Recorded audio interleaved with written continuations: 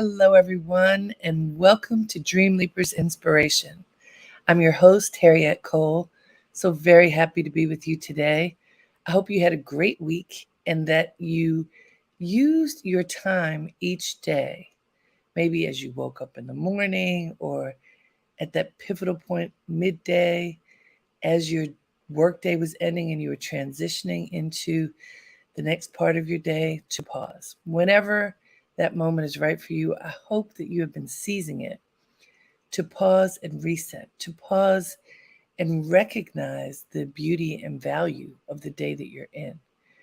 You know, my mother would often say that every day that you wake up is a good day. And I recently interviewed Shirley Ralph, the amazing actress. She won an Emmy for Abbott Elementary, the great what's it called, a mockumentary that's on TV right now. And she is one of the most positive people I have met ever. And she talks a lot about that. Every day that you wake up, go for it because it's a blessing that you got that day. What are you going to do with that day? How are you going to use your time? And if you pause and reflect on where you are, the road ahead, and what's possible, it gives you the opportunity to align yourself with whatever you want to do. I mean, it makes perfect sense. It's very simple. But if you start with gratitude because you got the day, I woke up, I got another chance to live to the fullest, to be the best me that I can be, to address whatever things are on my list of things to do and take care of that I haven't really paid attention to. Whatever that is, when you wake up in the morning and you recognize that opportunity is right in front of you to do something, to take care of something that is important to you, then it should make you smile. It should fill your being with gratitude because you recognize, I can do something right now. So today's topic is don't give up. I've been thinking a lot about the things that have been happening in my life and in my friends. People are very dear to me. And so much has been happening. A lot of stress, a lot of challenge, a lot of health challenges, a lot of financial challenges, just life challenges. And a lot of people feeling that they got knocked down for one reason or another. And I know when you feel like you've been knocked down, that things are not happening exactly the way you thought they were going to happen, it can be difficult to put one foot in front of the other, even if you're one of those people who does see the blessing in waking up in the morning and having another chance. Even then, it can be difficult and you can feel like there's no hope. And then you go through well, what's the point? Why should I even try if this has happened or that has happened? In the past year, 3 people who are in my close inner circle have suffered major health challenges. And it's one thing, I guess this shouldn't be true, but I'll just say for me, it's one thing when you hear about other people, so and so's mom or so and so's boyfriend, so and so's husband, people kind of off in the distance. When you hear about people who are distant, you feel something, you feel bad for them, but it feels like it's off somewhere. When it feels close, when it hits close to home, then you're like, ugh, what happened? What happened? What does it mean? And what does it mean to me? I just was in communication with one of my Delta sisters who I've been close to and peripherally close to both over 40 years. At the beginning of this year, her husband of many years suddenly passed away. And I remember when I read that, I immediately saw images that she had posted over time of her and her husband doing things. They were always out and about. They were super connected. They were, even though she was super busy with her work, the two of them always made time for each other and spent a lot of time doing things. And I thought, how is she going to manage when her life partner, who was so important to her, is gone? And then I thought too, she has that love, that the memories of so many years of connection that can buoy her up. And she has the reality that she's here. And so I just heard from her. This is now about 9, 10 months since he passed away. I don't know how many months, I can't count.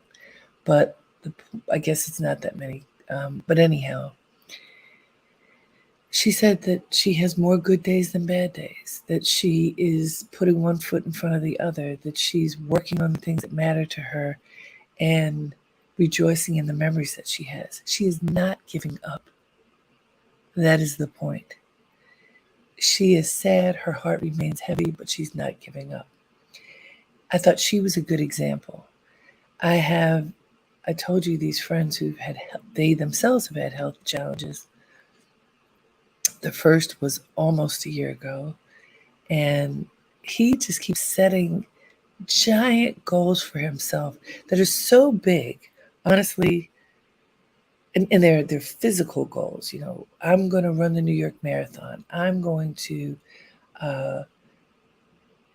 continue to run every day. And I can say his name because he talks about it publicly, and I've talked to him on Dreamleapers, my friend Sekou, who decided, after having had a stroke and deciding that he would talk about it, to help other people recognize things happen.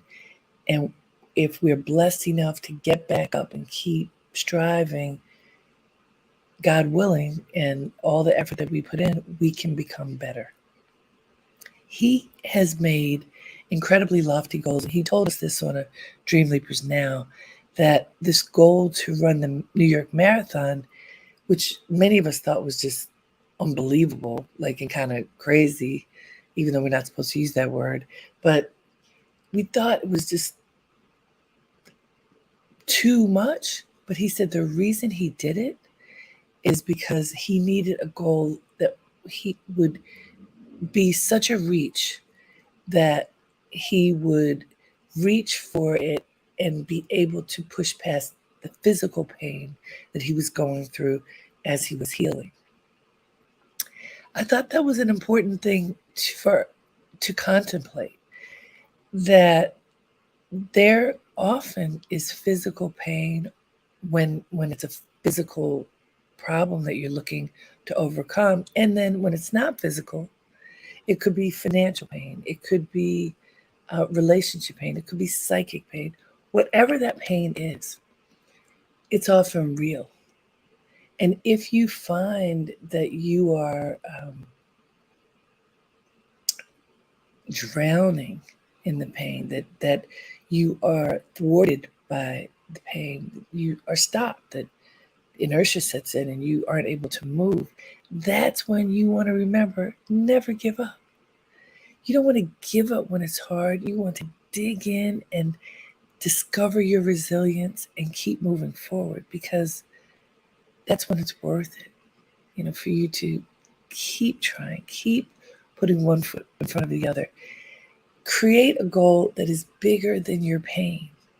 That's something Sekou has done, and I love that. I think it is such a brilliant idea because it puts you in a position to win. And if you're in a position to win, then what happens? Well, you win if you do it. So this notion of never giving up, it's not as simple as just saying, I'm not going to do it.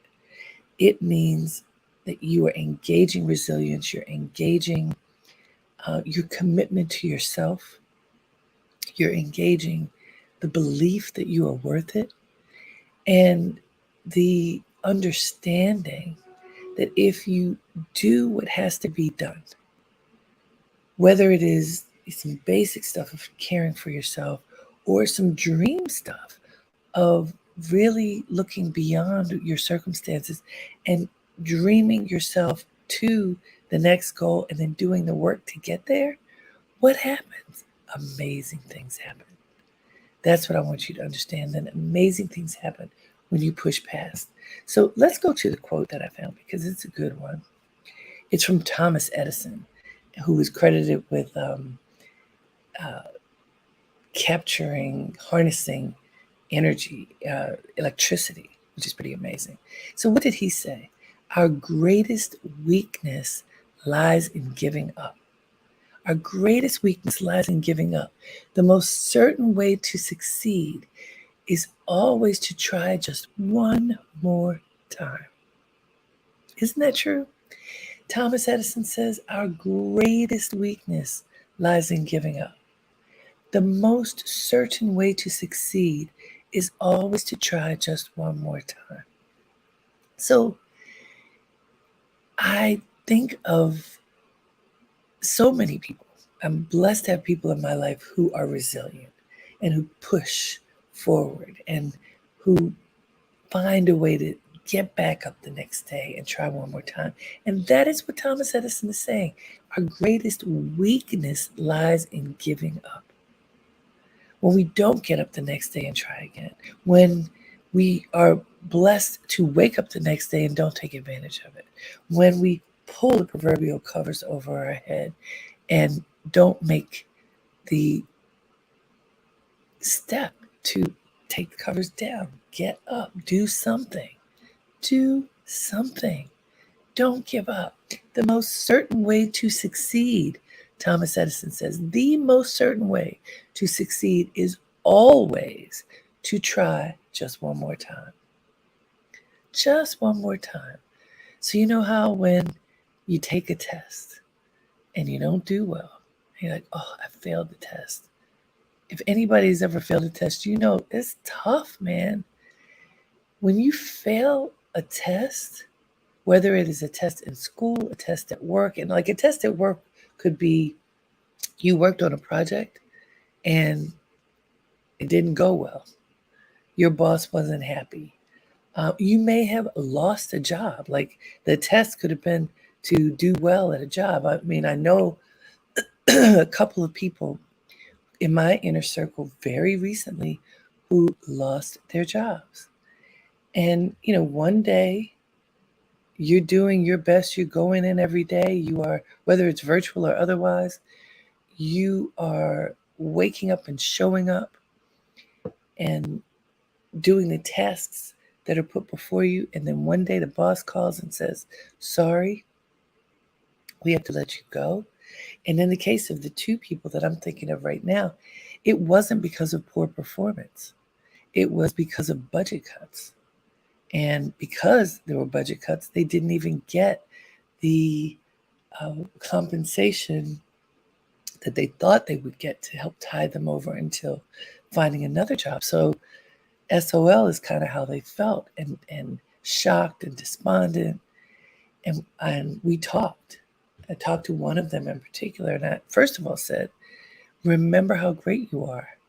Especially, this was not a letting go because of poor service. It was because of budget. I said, remember how great you are. And I would say that even if it was that you did something wrong, remember your greatness.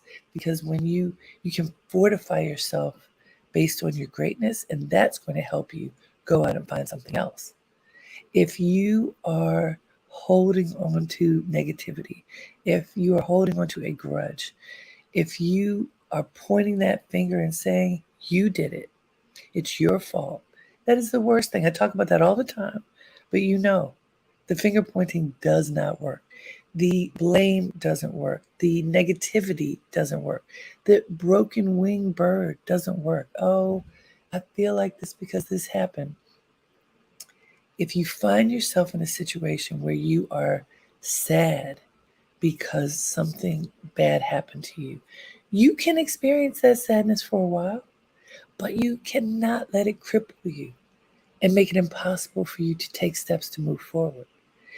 When you allow it to cripple you, your spirit dies, and ultimately your body dies. I mean, I have multiple examples of people in my life who physically, spiritually, and ultimately life perished because they were sad and depressed and unable to climb out of that space. Whatever it takes, you need to figure out how to climb out, whether it is with medical professional help, whether it is your will, whether it is your plan. You cannot stay stuck in inaction because it doesn't work. And Thomas Edison says, what? Our greatest weakness, our greatest weakness lies in giving up. I want you to think about that for a second. When have you given up? Thomas Edison says our greatest weakness lies in giving up. So if you look just for a moment at your life, when have you given up? When have you, and I don't mean turn the page and said, okay, I'm not doing this anymore because this isn't serving me. I'm going to do something else. That's different. That's making a decision and making a decision. No, not this. I'm going to do this. That is very, very different from being stuck, giving up on something that is important to you that must be resolved, and you just decide, well, I'm not going to do that. That's a difference. When have you given up on something that you needed to continue working on? When was that? And if you can identify one thing right now that would be pretty good for you to keep working on that thing, what is it? What is that one thing in your life that you need to keep working on? And if you did, pick it back up, not give up on it, and focus on it. And, I learned from my friend Jocelyn Cooper years ago, you focus on something that matters to you 1 hour a day. After a week, you will see improvement. After a month, you will see an indication of what watering the plant of you looks like. In a quarter, in 3 months, you're going to see definite progress. In a year, wow, you will see that not giving up meant that you accomplished something for yourself. Thomas Edison says the most certain way to succeed is always to try just one more time. So now another friend of mine who just suffered a health challenge. He had suffered a health challenge during COVID, a major health challenge. And his family, I'm extended family, friends, thought that he was not going to make it. He made it. He pulled through. He started taking care of himself, exercising, eating right, doing all the great things. And then he slacked off a little bit. Now, I'm going to raise my hand as one of the people who has been in that jump start, kind of back and forth. I'm going to work out every day. I do have an accountability buddy, and she just texted me this morning, are you walking with me this morning? And I didn't get up early enough, and I had to be here for this. And so then she said, well, let's do it this afternoon. Sometimes I'm in 5 days a week. Sometimes I'm in no days a week. I think what happened with my friend was something similar to that. And he had another health setback. And when I talked to him, I said, you can't give up. You got to keep working at it. He has the best attitude. Absolutely, Miss Cole, he says. I'm going to rehab, and when I get out of rehab, I have a goal of how much weight I'm going to lose, and I'm going to do it because I got a second chance. And with that second chance, I'm going to make every moment count. I was so inspired by him because the reality is, for many of us, it's not a one-time thing where you say, okay, this is important to me. I'm going to do it. I'm going to keep doing it. And then you just keep doing whatever that important, positive thing is for the rest of your life. That's not usually how life works. For many people, it takes a recommitment, day after day after day, because it can be difficult. And I want to say, okay, if it takes the recommitment, then let's recommit. I talked to a woman who has, this is a time, because I'm not trying to take us down, but this is a time where I happen to be talking to and being in the company of a lot of people who are wrestling with health challenges.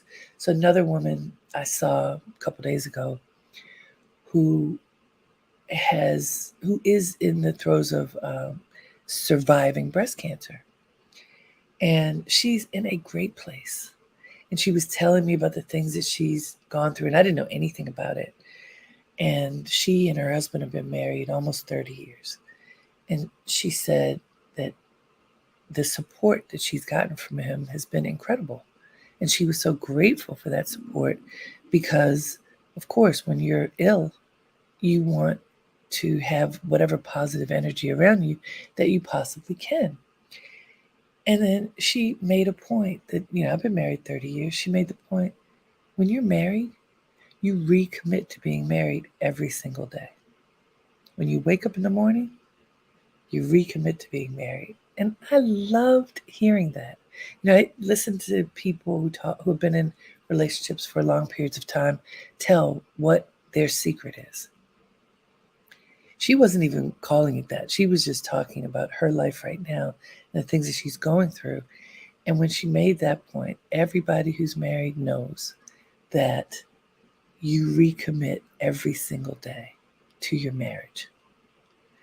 And I loved hearing that. I also want to say, I don't know whether that's true. There are some people who are married but who have given up even though they're still there, which is probably one of the worst experiences. Because if you've given up, you feel stuck, you're not making an effort, then things aren't blossoming. The flowers of your marriage aren't blossoming. Instead, what's happening is that, it may be dying or just maybe stagnant. So her attitude was so beautiful because what I heard her say is every day she is making that recommitment. That's what don't give up looks like. So back to Thomas Edison, he says, our greatest weakness lies in giving up. Our greatest weakness in humanity lies in giving up. The most certain way to succeed is what? Always to try just one more time. Always. That's the strong one. Always to try just one more time. Just, you're like, oh, I can't. And then that little voice inside says, just one more time. Oh, I don't want to. And the voice says, come on now, just one more time. What happens if you give that one more time? What happens if you don't allow the weeds to grow in the garden? When you don't allow others to take over your being? But instead, when you put forth the effort, back to this fitness piece, which is part of the whole health story that I'm looking at as I look at my friends who are suffering. And my girlfriend who called me this morning and who this afternoon I intend to walk with her. As I've been contemplating what's happening to my friends, I'm like, well, so what can I do now for me? What can I do to be a better steward of my health, of my life? Because when I hear about someone who's struggling to move a part of their body because the body has weakness due to a health situation, I thank God that I don't have that as an issue, but that means it should be easy for me to get up and move and go to the gym and lift some weights and do whatever I need to do. I don't have the excuse of my body not being able to do something. I don't want to be in a situation where I'm attempting to move a part of my body that won't work anymore because of something that happened to me. Now, I can't control that. These people in my life who've had health scares, they were in differing degrees of health, but nobody that you would think a health crisis would occur. And that's kind of how it works. You don't know. But you do know that effort that you put in to make yourself as healthy as possible, what you consume, how you move your body, how you tend to yourself makes a difference. And I would way rather make time, create the discipline to do the things that are going to help me than allow myself, if it's possible, to avoid it, to fall into a place where I'm having difficulty moving because I didn't move when I could. So I'm saying that not, by the way, in judgment at all of my loved ones who are going through these situations. Who knows why that happened to them? But the wake-up call for me is, what can I do now? And I hope that's a wake-up call for you. What can you do now to take care of yourself perhaps better than you are now? On a physical level, what can you do? Usually has to do with what you put in your mouth and what you do with your body and your mind. And I say your mind because we have heard time and again that stress can create so much wear and tear on the body that it can create health challenges. So what do you put in your mouth? How do you take care of your physical body? And how do you tend to your mind and your spiritual body? And if you're not doing a good enough job, start working on it now. Recommit now. Don't give up on those things. And beyond that, what are the other things that we need to do? How are we dealing with our finances? How are we dealing with relationships with loved ones? How are we tending to our work? How are we envisioning our future? Are you seeing the picture of what you want your life to be? And how engaged are you in making sure that that picture unfolds the way that you want it to? Yes, things happen. Setbacks happen all the time. Are you going to allow the setbacks to make you stop? Even if it's a huge setback, are you going to say, it's too much, I give up? Or are you going to say, no, I'm going to always try just one more time?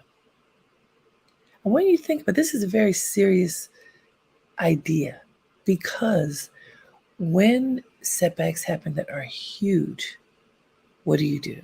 There's a person in my life, a person who was just a few years younger than me. And as we were growing up, he made some choices that were bad choices and ended up in jail. This is one of those instances where he did time for something that he did wrong. And he did a lot of time. And he served his time and came out. And guess what happened? He's living a better life. He's being responsible. He's taking care of business. Even after committing a crime, serving time for having committed the crime, a lot of time, he didn't give up on himself, on his family, or the possibilities for the future. I'm giving you all these examples because I want you to see it doesn't matter what has happened. Whatever is going on in your life, it is possible for you to stay strong, to be resilient, to not give up, and to make the choice that you can move forward with empowered thinking and action. So let's look at the quote one more time before we go. Our greatest weakness lies in giving up. Our greatest weakness lies in giving up. The most certain way to succeed, is always to try just one more time. Just one more time. So as you go through your day today and you find yourself going, I don't feel like doing that, give it just one more effort. As you assess the things that are most important to you, And something on that list is going to be like, ugh, I have put that off so many times. I want you to consider not putting it off this time. What can you do rather than putting it off? Attend to it. Don't give up on it. Face it. Fix it. Do it. Whatever you have to do in order to give it that one more try. And then see how it feels. For me, it gives me a lot of energy when I do what I know is best for me. And when I don't, it usually keeps me up at night or wakes me up in the middle of the night. I want to sleep well. I want to enjoy the bliss of the moment whenever I can. And today, I believe a lot of that has to do with never giving up. So I hope you will do the opposite of giving up. Step in, dig in deeper, take care of you because you're worth it. Until next time, have a great day and make it count. Namaste.